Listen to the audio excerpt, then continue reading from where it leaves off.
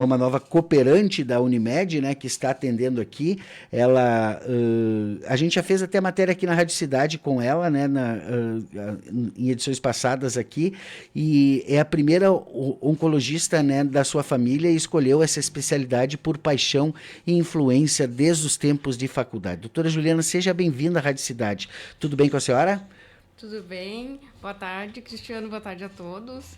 Eu estou aqui, eu agradeço pelo convite para vir conversar de um assunto tão importante, né, que é a prevenção e o diagnóstico precoce de câncer, porque é uma doença que a maioria das pessoas ficam com muito medo, ficam assustadas e acabam não fazendo os exames, não procurando auxílio por medo do tratamento e por medo de saber que tem uma doença assim, que muitas vezes dá a sensação para a pessoa que a vida dela tá ameaçada ou que a vida vai ser interrompida. Então, eu gostaria de conversar sobre esse assunto para desmistificar um pouco essa palavra e essa doença. Pois é, sabe que é muito pertinente a gente conversar sobre isso agora, que segunda-feira, agora nós estivemos lá em 15 de novembro, onde teve uma homenagem para uma grande figura, assim, da nossa região aqui, que ele é músico, né, sempre conhecido por todo mundo por toda a sua alegria e toda a alegria que levou para todos, que leva para todos os lugares. Foi vereador, foi vice-prefeito lá em 15 de novembro, que é o Leandro Rupental, e ele acabou sendo, né, diagnosticado com câncer, está tratando, e aí muitas vezes a gente olha para o que a doença acaba, o tratamento em si acaba causando, mas a gente olhou nos olhos do Leandro lá uma coisa que talvez quem passe por essa questão, e a senhora deve conhecer muito isso porque trata muitos pacientes em relação a isso, né? As pessoas descobrem uma coragem que elas não sabiam que elas tinham, né? Uma força que elas nunca imaginaram que elas tinham, né? Porque no final das contas, o que vale num tratamento oncológico, acredito eu, é mesmo isso, né? É o paciente estar pronto para enfrentar desde o diagnóstico, né, até a última sessão de rádio ou quimioterapia que tiver que fazer, né, doutora? Exatamente. Muitas vezes as pessoas não procuram auxílio médico ou não vão, ou descobrem ou sentem algum sintoma ou palpam algum nódulo e não vão à procura do tratamento porque elas ficam com medo do diagnóstico e medo do tratamento. Mas quando a pessoa consegue passar essa fase e chegar ao diagnóstico, chegar ao tratamento, muitas vezes eles encontram, a maioria das pessoas encontra uma força que ela não imaginava que ela tinha para fazer o tratamento, e muitos conseguem. E muitos toleram muito bem o tratamento. Eu, inclusive, tenho pacientes muito idosos que, de uma forma surpreendente, têm uma boa tolerância ao tratamento e provavelmente vão ficar curados. Alguns que não vão conseguir ficar curados, pelo menos eles vão ter uma qualidade de vida melhor durante o tratamento e vão poder seguir a sua vida. Não é uma sentença de morte, não é uma interrupção da vida. Então a pessoa precisa, eu acho que o nosso papel principalmente é falar sobre o assunto e para que as pessoas percam esse medo, porque os tratamentos mudaram muito nos últimos anos, os tratamentos são muito melhor tolerados. É impressionante como evoluiu a oncologia nos últimos anos e muitas pessoas estão muito bem fazendo o tratamento. Então, nem sempre é aquele aspecto que as pessoas veem de uma doença, de uma pessoa debilitada, de uma pessoa com vômito, daquela pessoa emagrecida. A maioria está muito bem. Hoje de manhã, no meu consultório, por exemplo, se eu fosse contar os pacientes que eu atendi, a grande maioria tem uma doença crônica. Mas eles estão super bem, estão vivendo a sua vida e fazendo suas coisas. Isso é importante, né? Vamos lá, doutora. O câncer, ele é talvez aí uma das patologias mais complexas da história da medicina, né? Porque há tantos anos já ele foi, eu não entendo da história dele especificamente, mas a gente há muito tempo já fala sobre o câncer. Claro que 10 anos atrás, 20 anos atrás, a gente tinha aquela ideia que o câncer não tem cura, que quem pegou câncer vai morrer e tudo mais, que o tratamento na época ele não era nem atendido pela rede pública, né? Naquele momento, né, só conseguia se tratar de câncer quem tinha condição ou quem tinha, né, uma condição de correr atrás disso, né? E hoje não, hoje ele é uma patologia que é atendida por todos os setores da saúde, né? E o principal, hoje, ele é detectável precocemente, né? Antigamente, as pessoas, a gente tinha muito aquela ideia de que, descobri o câncer, eu vou morrer semana que vem, vou morrer mês que vem, né? E hoje a gente sabe que é possível você diagnosticar, inclusive pelo DNA, né? Se você tem é propenso, tem um histórico familiar que pode vir a ter, tudo mais. Então, hoje o diagnóstico precoce, ele é a arma mais importante para combater, né? Porque quanto mais cedo tu consegue organizar o teu organismo para combater aquele câncer, melhor vai ser o teu tratamento e melhor vai ser a tua recuperação, né? Não vai ser tão dolorido do que quando você descobre aquilo já numa fase mais difícil, né? Cristiano, é muito importante tu falar sobre isso, porque o diagnóstico precoce é a chave para a cura do câncer. Então, toda vez que você fizer o diagnóstico cedo, o tratamento normalmente vai ser um tratamento mais tranquilo e menos tóxico. Muitas vezes o tratamento vai ser uma remoção cirúrgica do tumor e não vai envolver quimioterapia, radioterapia.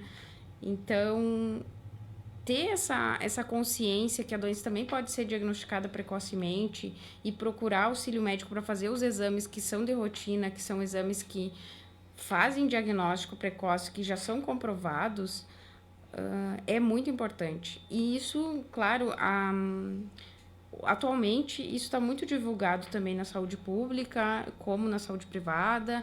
Então, a todas as pessoas, se elas forem atrás, elas vão ter acesso a esses exames que são necessários para diagnóstico precoce. E são exames simples e são exames que estão disponíveis para todos. Só precisa a pessoa ter a iniciativa e a vontade e o cuidado e pensar em si e não ter medo do diagnóstico, que faz elas irem procurar. A gente tem a gente tem um número de exames disponíveis, até pelo sistema público, e a gente não utiliza esse número de exames disponíveis. Então, as pessoas não fazem os exames que elas poderiam fazer. Uhum. Doutora, a gente tem 2 tipos de câncer assim que são muito conhecidos e muito trabalhados. Inclusive, eles têm meses dedicados a eles, né? O mês de outubro, né, que é do câncer de mama e colo do útero e tal, e no mês de novembro, que é de próstata, né? E aí a gente tem as mulheres e os homens como público-alvo dessas 2 campanhas aí de conscientização e tudo mais. Mas na vida real a gente sabe que nós, homens, né, somos bem mais relaxados com essa questão, né, da nossa saúde, e o exame de próstata ele tem também um certo... Existe uma certa, sei lá, preconceito ou alguma análise distorcida, né, do que é você fazer um diagnóstico, né, para a questão da próstata, né? Eu queria que a senhora trouxesse porque eu não sei se eles ainda são os que mais matam hoje, né? Mas acredito que estejam ali no topo, né? Principalmente nos homens, o de próstata. E aí eu queria que a senhora trouxesse esses 2 especificamente. O diagnóstico dele, ele pode ser feito de uma forma precoce? Sim, exatamente, Cristiano. Esses 2 meses são meses que foram definidos como um alerta para a população, porque na verdade elas podem fazer o diagnóstico em qualquer mês do ano, mas esses 2 meses é para chamar a atenção e para as pessoas lembrarem. Eu tenho vários pacientes que sabem que no mês de outubro é o mês dela fazer os exames. Tem pacientes que sabem que ali no mês de novembro é o mês que faz os exames de próstata. Então, são para lembrar as pessoas. E esses 2 tipos de tumores são os tumores mais incidentes realmente na população masculina e feminina. Eles, e junto com o câncer de pulmão, são os que mais causam óbito ainda. E são esses 3 tumores, mama, próstata e pulmão, que eu queria destacar também, são tumores que podem ser diagnosticados precocemente. Então, se a pessoa fizer o exame antes, ela pode descobrir de uma forma muito precoce e pode ter um tratamento muito mais tranquilo. Para mama, A gente faz a mamografia em todas as mulheres quando elas completam os 50 anos. E para os homens, né, há o exame da próstata, que não necessariamente precisa fazer o exame do toque. A gente pode fazer o exame do PSA somente, que é um exame de sangue bem mais simples. E ali pelos 50 anos, todo homem pode fazer esse exame. A gente conversa com o paciente, explica qual o risco, o que pode ser visto nesse exame. E se ele decidir que quer fazer o exame, a gente solicita. Então, o exame simples é um exame básico de sangue para os homens. Ele não precisa ficar se preocupando em fazer o toque retal. Isso já vai numa outra fase, né? Quando o exame está alterado, precisa fazer o exame detalhado com o urologista. Mas a fase inicial é um exame de sangue. As mulheres é a mamografia. E para os que fumam, a gente tem a tomografia do tórax como exame para descobrir se ele tem algum nódulo suspeito de câncer para todos os fumantes ou quem parou de fumar há menos de 15 anos. Os fumantes, eles não procuram muito atendimento médico porque eles não gostam de conversar sobre parar de fumar. E muitos acabam fazendo um raio-x em algum momento da vida e acham que aquilo está suficiente. Só que, na verdade, a gente precisa fazer todo ano uma tomografia de tórax para ter certeza que realmente ele não tem um nódulo ou alguma coisa suspeita de câncer para todos os fumantes. Isso é rotina e muitas pessoas às vezes não sabem e não procuram atendimento. Ou a pessoa que fuma é a pessoa que não vai muito no médico, ela não gosta de falar sobre o assunto. Mas eu diria assim, procure um médico ou procure um oncologista também para falar, será que eu preciso fazer? Qual o exame que eu preciso fazer? Não precisa procurar o oncologista somente no momento que tu tem um diagnóstico. Mas também pode procurar no momento que, qual o exame que eu tenho que fazer? Eu estou perdida, não sei se eu preciso fazer tomografia, se eu preciso fazer exame mamografia, ecografia, qual é o exame que eu preciso fazer? Será que eu preciso fazer o toque retal também? Será que eu posso fazer só o PSA? Tem que procurar um médico e um oncologista pode ser uma solução nessa dúvida. Doutora, uma coisa também que eu acho que é importante a gente ressaltar aqui é essa questão do diagnóstico precoce é muito importante, né? Mas, assim, digamos assim, eu tive lá meu avô que teve câncer, eu tive lá, sei lá, um tio meu, ou meu pai, enfim, né? E eu quero saber se... antigamente tinha assim, não sei se é mito, a senhora pode esclarecer isso, se é mito ou verdade, que pula uma geração. Se meu avô teve, meu pai não teve, então sobrou para mim esse negócio, eu vou ter que... Existe isso de pular geração geneticamente? Ou tem aqueles cânceres, por exemplo, de pulmão, que muitas vezes é por fatores externos, né? Da questão do cigarro e tudo mais, né? Mas existem aqueles que são de fatores genéticos, né? Então, esses, eles nunca são esperados, né? Eles simplesmente estão ali e em algum momento, por diversas razões, eles despertam, né? Como que tá isso hoje, assim? Como que dá pra gente, digamos assim, antecipar o problema? Sim, essa é uma situação também muito relevante, Cristiano, porque as pessoas que têm uma história familiar de alguma doença, de câncer na família, elas têm maior risco, independente de qualquer coisa. Principalmente se forem familiares diretos, como pais, avós ou os irmãos. Não existe essa situação de pular uma geração, isso é um mito, né? Às vezes dá uma coincidência que uma geração não apresentou e na seguinte vai apresentar. Mas e quando tiver vários acometidos, por exemplo, avô acometido, pai acometido e algum irmão acometido, essa família muito provavelmente tem uma doença genética e precisa ser avaliada. Eu acho muito triste, já comentei isso algumas vezes, quando a pessoa tem essa história familiar e ela poderia ter sido orientada a fazer os exames genéticos, saber se ela tem essa propensão a ter um tumor, e ela não fez ainda e acaba diagnosticando um tumor. Eu acho muito triste, porque normalmente essas doenças genéticas, elas se manifestam um pouco mais cedo do que é esperado e mais cedo do que os exames de rastreamento detectam. Então, são pessoas normalmente mais jovens que apresentam essa doença. Sempre que tem algum tumor em um jovem, a gente sempre suspeita que isso tem alguma influência genética. Então, é muito importante. Quando você tem na família também, isso é importante, Cristiano, a gente comentar, que sempre que alguém da família teve algum tumor, é importante passar por uma consulta com um oncologista também, porque você pode ser orientado a fazer um teste genético.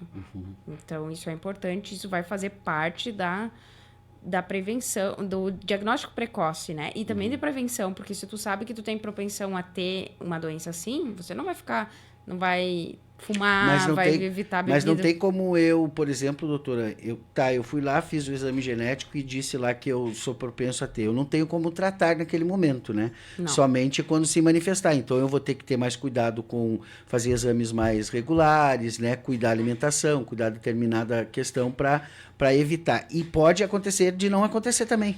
Isso.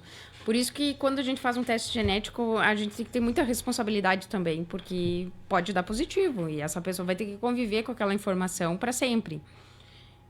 Então, a gente também tem que ter muita responsabilidade e conversar muito com a pessoa que vai fazer o teste, se ela está preparada para um teste positivo.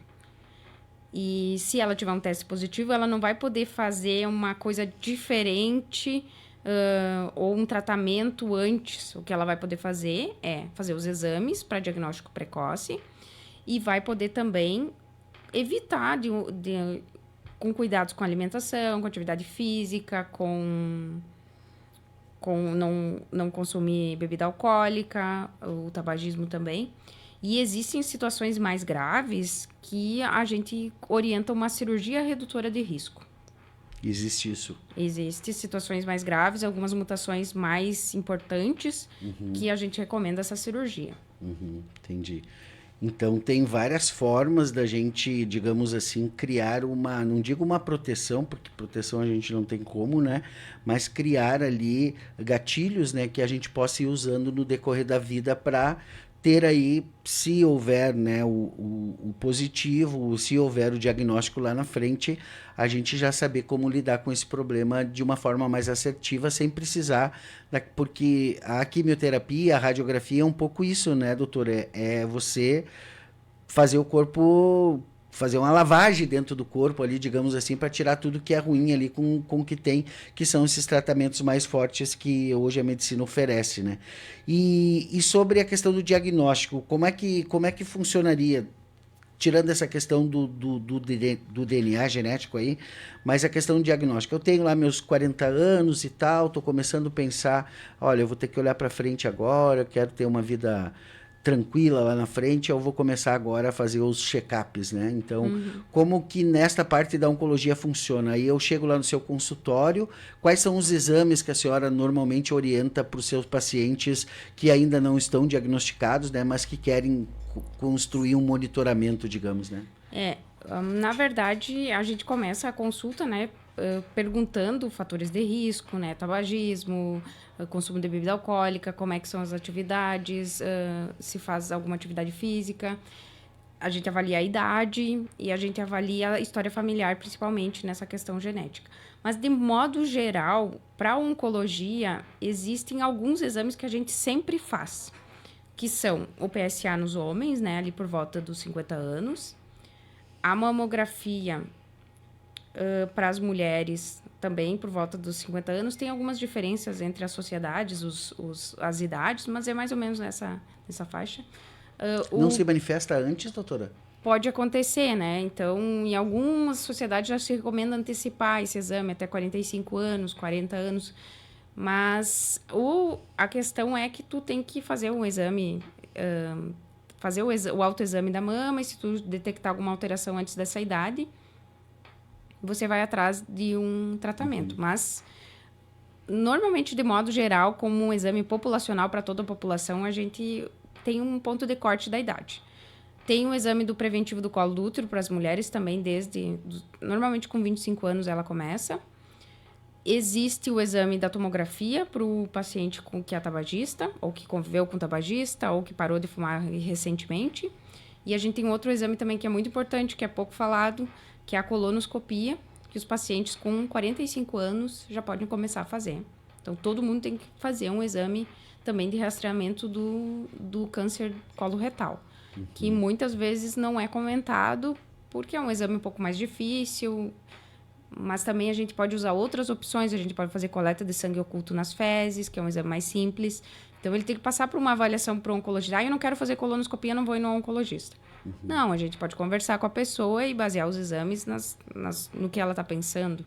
Então, o paciente vai passar por uma avaliação completa. Se ele tiver algum fator de risco, algum familiar, provavelmente a gente vai antecipar esses exames, vai fazer antes do que a gente faria se fosse uma população sem nenhum fator de risco.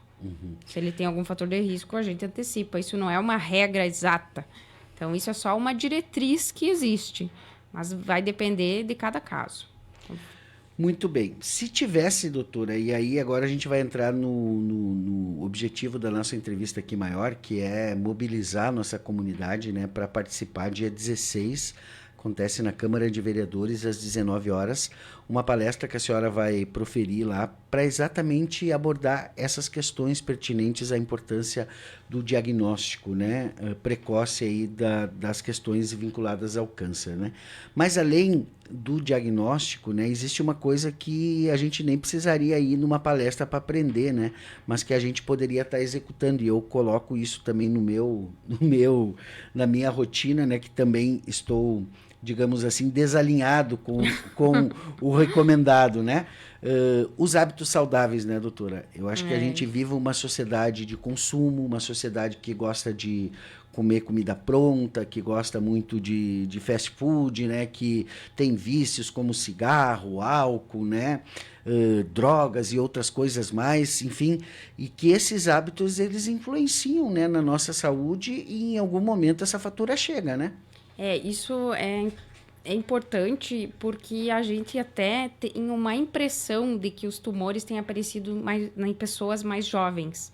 E foi feito um estudo que foi publicado recentemente mostrando que realmente isso, que a influência da dieta e dos hábitos fizeram com que os tumores fossem diagnosticados mais cedo nas pessoas, principalmente em jovens menos que 50 anos.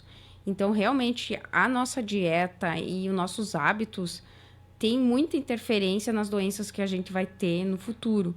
E se a gente puder manter uma alimentação mais saudável e puder evitar as coisas que causam câncer, seria muito importante. A gente pode destacar os ultraprocessados, né, que são esses alimentos que são muito processados, que são muito diferentes do alimento original, e também consumo de carne vermelha, essas coisas, gorduras. Então, são coisas que a gente poderia reduzir, não necessariamente eliminar completamente da dieta. Não precisa virar um vegano, né? Não precisa virar vegano, mas se puder reduzir o consumo de álcool. O álcool é muito associado também a câncer. E o cigarro, que é o principal. Se tu perguntar para alguém que tem câncer, a grande maioria vai ter uma história de tabagismo relacionada. Então, são essas coisas principais, que é um recado importante. Na palestra desse dia, no dia 16, eu planejei exatamente isso, a gente conversar sobre prevenção, sobre hábitos saudáveis e esclarecer as dúvidas da população, da comunidade de Ibirubá, sobre tudo que está acontecendo, sobre as novidades dos tratamentos e principalmente focar nisso, porque o diagnóstico precoce e a prevenção são as coisas mais importantes e é o que a gente mais consegue modificar na história dessa doença, que pode ser tão assustadora. Tá certo. A Lidiane, deixa eu ver aqui, Lidiane Durigon, dizendo equipe K1 acompanhando a doutora Juliana, maravilhosa. A Tamires Budi, que também doutora Juliana, excelente profissional. A Débora Ertalho, eu acho que ela diz equipe K1, Clínica Oncologia de Cruz Alta, acompanhando a entrevista da doutora Juliana Peixoto. Parabéns, doutora, por proporcionar esse esclarecimento à população ibirubense e também para a região. Legal aqui o pessoal acompanhando. Então tá, pessoal, dia 16, né, não vamos botar na agenda aí, dia 16 agora, né, a partir das 19 horas, na Câmara de Vereadores, a doutora Juliana vai fazer essa palestra aí extraordinária. E para você que se sentiu motivado aí a partir dessa entrevista, né, a procurar aí um oncologista, enfim, procurar um atendimento para entender um pouquinho como você pode construir esse roteiro, a doutora Juliana atende toda quinta-feira à tarde, a partir das 13h30. Hoje ela vai atrasar um pouquinho porque ela está aqui na rádio, tá, pessoal? Mas ela atende a partir da 1h30 aqui na Unimed, né? Aonde fica o consultório, doutora? É na Unimed mesmo. Lá na Unimed mesmo, na sede da Unimed. Isso, e aí o pessoal pode procurar lá, né, e quem é aí, né, da Unimed, que tem aí o convênio com a Unimed, né, tranquilo lá, encaminha lá e faz esse atendimento e faz esse diagnóstico que é muito importante. Doutora Juliana, muito obrigado pela sua presença aqui, foi bem esclarecedora para a nossa audiência aqui, poder entender um pouquinho e a gente desmistificar também, não dá para a gente achar que, não pode falar disso, ou não pode falar daquilo, a gente precisa falar dos problemas mais sérios para que juntos a gente encontre as soluções, né? Ou pelo menos a gente amenize aquelas coisas mais doloridas que a gente acaba enfrentando muitas vezes, né? Sim, exatamente, Cristiano. Eu agradeço muito pelo convite e agradeço muito pela oportunidade de falar aqui com você sobre esse assunto. E eu acho que é isso que a gente realmente precisa, é desmistificar esse assunto. Tá certo. Então, todo mundo convidado, tá aí na tela aí, né, a data, dia 16, na Câmara de Vereadores, esta palestra com a doutora Juliana Lopes, mais uma Lopes aqui, né, a segunda Lopes do dia aqui junto com o jornalista Peixoto, que vai estar atendendo esclarecendo dúvidas e esclarecendo sobre diagnóstico, sobre hábitos saudáveis e tudo mais. Vamos encerrando a nossa transmissão ao vivo